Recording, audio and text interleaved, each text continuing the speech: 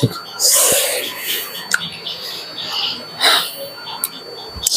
Hi students, target Gurukul में एक बार फिर से आपका स्वागत है। और आज हम लोग देखने वाले हैं बीए ज्योग्राफी, यानी कि जो भूगोल है, भूगोल का जो है हम लोग क्या सिलेबस रहने वाला है, क्या हमें पढ़ना है, इन सारी चीजों को आज हम लोग देखेंगे। ठीक है ना। शुरुआत करते हैं, देखते हैं हम लोग क्या है बीए ज्योग्राफी। ठीक है ना। बीए ज्योग्राफी हिंदी में क्या, भूगोल। ठीक है, हिंदी में भूगोल। ठीक है। उसके बाद हम लोग देखते हैं distribution of difference course and credit in various semester. चूंकि इस सेमेस्टर ये जो सिलेबस है, इस सिलेबस को सेमेस्टर वाइज डिवाइड किया गया है, और सेमेस्टर वाइज डिवाइड किए जाने के कारण हम एक एक सेमेस्टर में कौन कौन सी चीजें पढ़नी है, फर्स्ट सेमेस्टर में क्या पढ़ना है, सेकंड सेमेस्टर में क्या पढ़ना है और थर्ड सेमेस्टर में क्या पढ़ना है, इन सारी चीजों को हम लोग देखेंगे। ठीक है ना। तो चलते हैं हम लोग। देखिए, department of geography, faculty of art, ये जो आर्ट फैकल्टी का ज्योग्राफी सब्जेक्ट है, दीनदयाल उपाध्याय, गोरखपुर यूनिवर्सिटी, गोरखपुर का ये जो है सिलेबस है। उसके बाद हम लोग देखते हैं आगे हम लोग देखेंगे इस पूरे सिलेबस को हम लोग कवर किया जाएगा, कैसे कैसे कवर किया जाएगा, इस चीज को हम लोग देखते हैं। ठीक है, चलिए देखते हैं हम लोग। देखिए यहाँ पे दिया हुआ है, सबसे पहले हम लोग देखेंगे कोर्स कोड जो है ज्योग्राफी 101। ठीक है ना। यहाँ पे कोर्स कोड क्या है, ज्योग्राफी का 101 है।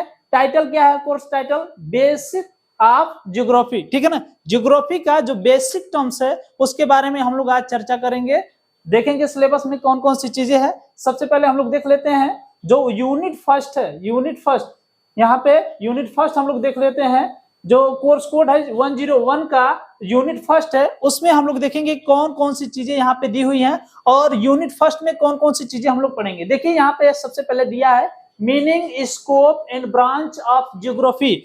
मीनिंग को हिंदी में हम लोग कहते हैं अर्थ। ठीक है ना। मीनिंग का मतलब क्या होता है, अर्थ होता है। तो सबसे पहले हम ज्योग्राफी के अर्थ के बारे में हम लोग जानेंगे, फिर हम लोग जानेंगे स्कोप, मतलब ज्योग्राफी को कहाँ कहाँ किस तरीके से हम लोग यूज कर सकते हैं, उसका स्कोप कौन कौन सा बन सकता है, और उसके बाद देखेंगे ब्रांच। ठीक है ना। ब्रांच क्या होता है, जैसे ज्योग्राफी है, ज्योग्राफी के कितने ब्रांच हैं, कौन कौन से ब्रांचेस के बारे में क्या क्या चीजें पढ़नी है, इसके बारे में हम लोग चर्चा करेंगे। बात करते हैं हम लोग अर्थ ओरिजिन थ्योरीज। ठीक है ना। देखिए ज्योग्राफी के बारे में जनरली हम लोग किसके बारे में पढ़ते हैं, अर्थ के बारे में पढ़ते हैं, और अर्थ पे रहने वाली सारी चीजें जो होती हैं उनके बारे में हम लोग पढ़ते हैं। ठीक है ना। तो यहाँ पे हम लोग देखेंगे कि जो ज्योग्राफी है, ज्योग्राफी के कितने ब्रांचेस हैं। ठीक है, कौन कौन से ब्रांचेस है ज्योग्राफी के। ज्योग्राफी के जो ब्रांचेस हैं वो पहला है फिजिकल ज्योग्राफी। ठीक है, फिजिकल ज्योग्राफी, और दूसरा जो होता है ह्यूमन ज्योग्राफी। ठीक है ना। यही दो इसके इंपॉर्टेंट ब्रांचेस हैं। ठीक है ना, इनके बारे में हम लोग पढ़ेंगे। उसके पहले हम लोग देखते हैं, ठीक है, उसके बाद हम लोग क्या देखते हैं, उसके बाद हम लोग देखते हैं यहाँ पे ज्योग्राफी के ब्रांचेस देख लेंगे। उसके बाद अर्थ ओरिजिन थ्योरीज, यानी जो अर्थ है, अर्थ में अर्थ जो होता है उसका ओरिजिन कैसे हुआ, ओरिजिन में पहली बार कौन सी थ्योरी आई, फिर सेकेंड टर्म कौन सी थ्योरी आई, पहली थ्योरी में क्या कमी थी, दूसरी थ्योरी में क्या कमी थी, या फिर उसको कैसे दूर किया गया, और फाइनली हमारा ये कॉन्सेप्ट क्लियर हुआ कि जो अर्थ का ओरिजिन कैसे हुआ है। ठीक है ना। तो यहाँ पे हम लोग देखेंगे अर्थ ओरिजिन थ्योरी, इससे कौन कौन सी चीजें, देखिए इसमें जो है क्लासिकल थ्योरी है और मॉडर्न थ्योरी है। ठीक है, क्लासिकल थ्योरी मतलब जो परंपरागत शुरू से चलती चली आ रही हैं, और मॉडर्न थ्योरी की नए जमाने, यानी कि जब नए नए जो थ्योरीज आने लगे उसको हम लोग कहें मॉडर्न थ्योरी, यानी कि जो पुरानी थ्योरी जब हमारे लिए सफिशिएंट नहीं है, उससे ये क्लियर नहीं हो पाया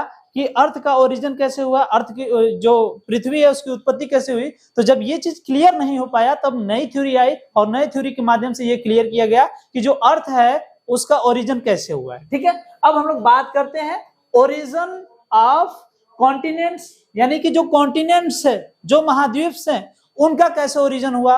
जैसे अर्थ का ओरिजिन हो गया, अर्थ के ओरिजिन के बाद कॉन्टिनेंट उस पे है, तो कॉन्टिनेंट का ओरिजिन कैसे हुआ, यानी जो महाद्वीप हैं उनके ओरिजिन कैसे हुए हैं। उसके बाद ocean and atmosphere, geological time, ये जो स्केल है, ठीक है ना, जियोलॉजिकल टाइम स्केल। सबसे पहले हम लोग कॉन्टिनेंट को हिंदी में बोलते हैं महाद्वीप। महाद्वीप के बारे में हम लोग चर्चा करेंगे, और देखेंगे ये जो महाद्वीप के बारे में कौन कौन सी चीजें आई, और इसके समक्ष कौन कौन सी थ्योरी हुई जो ये बताती है कि ये जो महाद्वीप है या फिर कॉन्टिनेंट है इसका ओरिजिन कैसे हुआ होगा, ठीक है ना। उसके बाद सेम चीज हम लोग ओशियन के बारे में यानी समुद्र का निर्माण कैसे होगा, उसकी उत्पत्ति कैसे होगी। सेम चीज हम लोग एटमॉस्फेयर यानी कि जो हमारा वायुमंडल है उसके बारे में भी हम लोग चर्चा करेंगे, देखेंगे और जानेंगे, ठीक है। अब हम लोग बात करते हैं ज्योग्राफिकल टाइम स्केल, यानी एक ऐसा स्केल जो ज्योग्राफिकल टाइम स्केल कहलाता है, उस स्केल का ज्योग्राफी में हमारा क्या महत्व है इसके बारे में भी हम लोग पढ़ेंगे। ये चूंकि अभी इंट्रोडक्शन दिया जा रहा है, इंट्रोडक्शन के थ्रू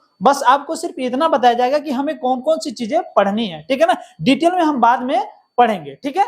उसके बाद हम लोग देखते हैं यहाँ पे सेकेंड यूनिट। सेकेंड यूनिट में कौन कौन सी चीजें दी हुई है, देखिए यहाँ पे सेकेंड यूनिट है। सेकेंड यूनिट में दी हुई है मीनिंग एंड स्कोप, यानी कि इसका अर्थ क्या हो सकता है और उसके कौन कौन से स्कोप होंगे।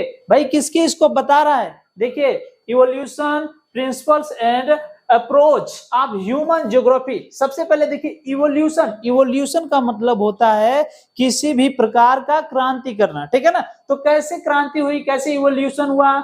प्रिंसिपल्स एंड अप्रोच, जो सिद्धांत होते हैं या फिर कौन कौन से सिद्धांत या फिर कौन कौन से उसके साथ अप्रोच जुड़े हुए हैं, इसके बारे में भी हमें चर्चा करना है, ठीक है, ये सेकंड यूनिट में, ठीक है। उसके बाद ह्यूमन ज्योग्राफी, अच्छा ये जो meaning, scope, evolution, principles and approach है किसके बारे में है भाई, ह्यूमन ज्योग्राफी के बारे में है। ह्यूमन ज्योग्राफी के बारे में इन सभी चीजों को हम लोग पढ़ेंगे। और उसके बाद जानते हैं elements of human geography with special reference Jean Brunhes and Huntington, ठीक है ना।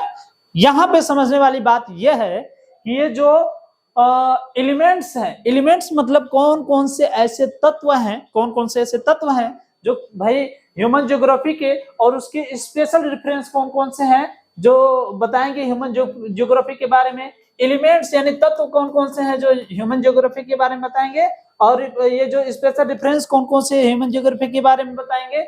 और ये जो जीन ब्रून्स है और हंटिंगटन, ये दोनों जो है भूगोलवेत्ता है, ठीक है ना। तो ये जो है क्या करेंगे, ये भी उनके बारे में बताएंगे, ज्योग्राफी के बारे में, ह्यूमन ज्योग्राफी के बारे में कि कौन कौन सी चीजें, कौन कौन से सिद्धांत, सारी चीजें यहाँ पे हमें पढ़नी है, ठीक है ना। या फिर ह्यूमन ज्योग्राफी के बारे में इन लोगों का क्या क्या योगदान है इसके बारे में भी हमें समझना है, ठीक है। अब हम लोग बात करते हैं कोर्स कोड 102, यानी कि जो फर्स्ट सेमेस्टर का जो दूसरा पेपर है उसके बारे में यहाँ पे हम लोग चर्चा कर रहे हैं। यहाँ पे देखिए इसका जो टाइटल है वो क्या है, फिजिकल ज्योग्राफी। फिजिकल ज्योग्राफी को हम लोग हिंदी में बोलते हैं भौतिक भूगोल, हिंदी में हम लोग बोलेंगे भौतिक भूगोल, फिजिकल ज्योग्राफी। इसके बारे में जो है सबसे पहले हम लोग देखेंगे यूनिट फर्स्ट में कौन कौन सी चीजें दी हुई है। देखिए यहाँ पे दिया हुआ है यूनिट फर्स्ट में nature scope branches of physical geography, यानी कि प्रकृति क्या है, नेचर कैसा है, फिजिकल ज्योग्राफी का नेचर कैसा है, प्रकृति कैसा है, ठीक है। उसके बाद इसके कौन कौन से स्कोप हो सकते हैं। उसके बाद हम लोग branch of physical geography, physical geography की कौन कौन सी ब्रांचेज हैं, उनकी कौन कौन सी शाखाएं हैं, इनके बारे में भी हम लोग चर्चा किया जाएगा। उसके बाद हम लोग देखते हैं अर्थ इंटीरियर स्ट्रक्चर और isostasy, continental drift, concept of plate tectonic, ठीक है ना। कॉन्टिनेंटल ड्रिफ्ट क्या होता है इसके बारे में भी हम लोग चर्चा करेंगे। उसके बाद कॉन्सेप्ट ऑफ प्लेट टेक्टोनिक्स, यानी प्लेट टेक्टोनिक सिद्धांत क्या था, कहां से आया, कैसे आया, और इस प्लेट टेक्टोनिक सिद्धांत का ज्योग्राफी में क्या महत्व है, फिजिकल जो ज्योग्राफी है उसमें क्या महत्व है, इसको भी हम लोग समझेंगे। उसके बाद हम लोग बात करते हैं किसकी, सेकेंड यूनिट की। देखिए second unit folding, faulting and earthquake, volcanoes types, denudations, fluvials, landform, ठीक है ना। लैंडफॉर्म्स क्या है, सबसे पहले हम लोग देख लेते हैं फोल्डिंग एंड फोल्डिंग, ठीक है ना। फोल्डिंग यानी कि फोल्ड होकर के जो ऐसा माना जाता है कि जो हमारा अर्थ का इंटीरियर पार्ट्स है वो पूरी तरीके से फोल्ड वाइज, मतलब विभिन्न प्रकार के फोल्ड में डिवाइड हुआ है। वैसे माना जाता है क्रस्ट, मेंटल और कोर होता है जो है वो फोल्डिंग टाइप्स में होता है। जैसे मान के चलते हैं कि हम लोग यहाँ पे हम लोग देखते हैं ये अर्थ है, ठीक है ना, ये अर्थ है, ठीक है, और अर्थ को बीच से इस तरीके से अगर हम डिवाइड कर देते हैं, ठीक है, तो यहां तक ऐसा माना जाता है कि ये ऊपर वाला पार्ट जो होता है क्रस्ट होता है, बीच वाला पार्ट जो मेंटल होता है, और जो सबसे कोने का पार्ट होता है इसे हम लोग क्या बोलते हैं भाई, कोर बोलते हैं, इसके मेंटल बोलते हैं, और इसको क्या बोलते हैं, क्रस्ट बोलते हैं, ठीक है। तो ये जो है ये फोल्डिंग फल्टिंग होता है, अर्थक्वेक। अच्छा, इन्हीं की वजह से, फोल्डिंग फल्टिंग की वजह से जो होता है अर्थक्वेक भी आता है, वोल्केनो के भी कहीं ना कहीं यही कारण होते हैं क्योंकि वोल्केनो जो जैसे अर्थ जो होता है उसके कोर में टेम्परेचर ज्यादा होता है, तो यहाँ पे कोई भी चीजें जो होती है वो लिक्विड फॉर्म में होती हैं, वो ऊपर कैसे आती है इसके बारे में भी हम लोग चर्चा करेंगे, ठीक है ना। वोल्केनो और उसके टाइप्स के बारे में देखेंगे, डेनुडेशन के बारे में, और ये जो फ्लेवल लैंडफॉर्म है, फ्लेवल लैंडफॉर्म है, इनके बारे में, लैंडफॉर्म मतलब एक समतल भूमि होती है लैंडफॉर्म, ठीक है ना, उसके बारे में भी हम लोग चर्चा करेंगे। और आ जाते हैं हम फिर नेक्स्ट कहाँ आ जाते हैं, तीसरे यूनिट में, ठीक है ना, तीसरे यूनिट में आ जाते हैं हम लोग। देख लेते हैं तीसरे यूनिट में क्या दिया है, compositions of structure of atmosphere, ठीक है ना। एटमॉस्फेयर का स्ट्रक्चर कैसा है, किस तरीके से वो कंपोज करता है, इसके बारे में भी हमें समझना और जानना जरूरी है, ठीक है ना। उसके बाद बात करते हैं vertical and horizontal distribution of temperature. देखिए वर्टिकल क्या होता है भाई, वर्टिकल इस तरह होता है और हॉरिजॉन्टल इस तरह होता है। तो हम जानते हैं कि हमारा एटमॉस्फेयर किस तरीके से ऐसे लेयर में होता है, और फिर जो है हॉरिजॉन्टली कैसे, ये जो हॉरिजॉन्टल है तो हॉरिजॉन्टली कैसे ये हमारे ऊपर इफेक्ट डालता है, या फिर इसका क्या महत्व होता है, इसके बारे में भी हम लोग चर्चा करेंगे, एटमॉस्फेयर के बारे में, ठीक है। अब हम लोग देखते हैं यहाँ पे हॉरिजॉन्टल डिस्ट्रीब्यूशन कैसे इसको डिवाइड किया गया, डिस्ट्रीब्यूट किया गया है। टेम्परेचर, एयर प्रेशर क्या होता है भाई, क्वांटिटी ऑफ एयर कितना ज्यादा होगा और उसका जो है प्रेशर कितना ज्यादा लगेगा, इसके बारे में भी हमें चर्चा करनी है, ठीक है। अब हम लोग देखेंगे वाइंड, यानी कि जो एयर प्रेशर है, वाइंड क्या होता है, कोपेन्स क्लाइमेट्स क्लासिफिकेशन।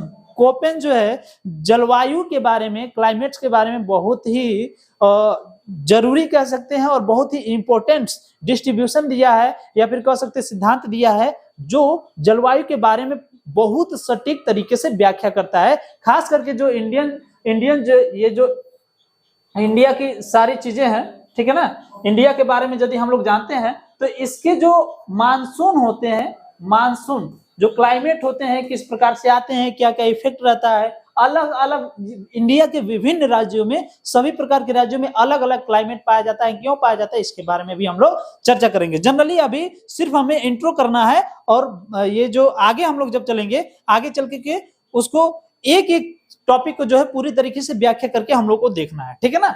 चलिए फिलहाल आगे बढ़ते हैं और देखते हैं आगे क्या है, ठीक है।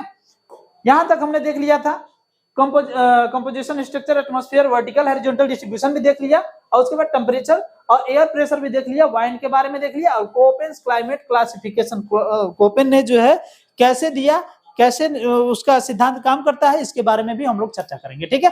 अब हम लोग बात करते हैं किसकी, यूनिट 4 की। यूनिट 4 में कौन कौन सी चीजें, इसके बारे में भी हम लोग देखेंगे। देखिए यूनिट 4 है, यूनिट 4 में कह रहा है major relief feature ocean basin. कौन कौन से ऐसे जो है मेजर फीचर्स हैं जो ओशियन बेसिन के बारे में बताएंगे, या फिर उसके बारे में हम लोग चर्चा भी करेंगे। टेम्परेचर, यानी जो टेम्परेचर होता है क्या इफेक्ट दिखाता है टेम्परेचर का, हमारे जो ह्यूमन ज्योग्राफी है, फिजिकल ज्योग्राफी में क्या महत्व है, इसके बारे में भी हम लोग चर्चा करेंगे। ये सब चीजें अंदर की चीजें हम लोग अभी जनरली कोर्स में देख रहे हैं क्या क्या है, और उसके बाद हम लोग चर्चा करेंगे, ठीक है ना, एक्सप्लेन करके।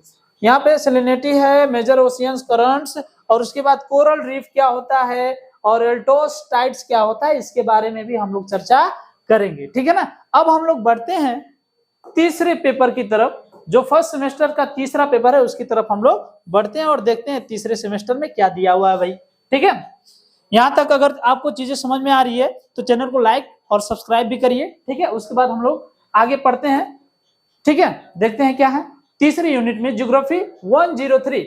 अच्छा, ये कोड क्यों बताना जरूरी है, क्योंकि हम लोग का अब जो टाइम टेबल आ रहा है, जो नया टाइम टेबल आ रहा है, उससे कोड से ही हम लोग का सब्जेक्ट का पता लगाया जाता है, और कोड ही दिया होता है टाइम टेबल में, सब्जेक्ट नहीं दिया होता, सब्जेक्ट का नेम नहीं दिया होता है, सिर्फ और सिर्फ क्या होता है, बस ऐसे दे देगा जियो और उसके बाद उसका कोड दे देगा, ठीक है। इसी से हम लोग का टाइम टेबल पता चलता है, ठीक इसीलिए जो है कोड को बताना भी बहुत जरूरी है। अब हम लोग देखेंगे यहाँ पे कुछ प्रैक्टिकली चीजें हैं भाई। देखिए, elements of map reading and interpretation, ठीक है ना। मैप के बारे में भी हमें चर्चा करना है।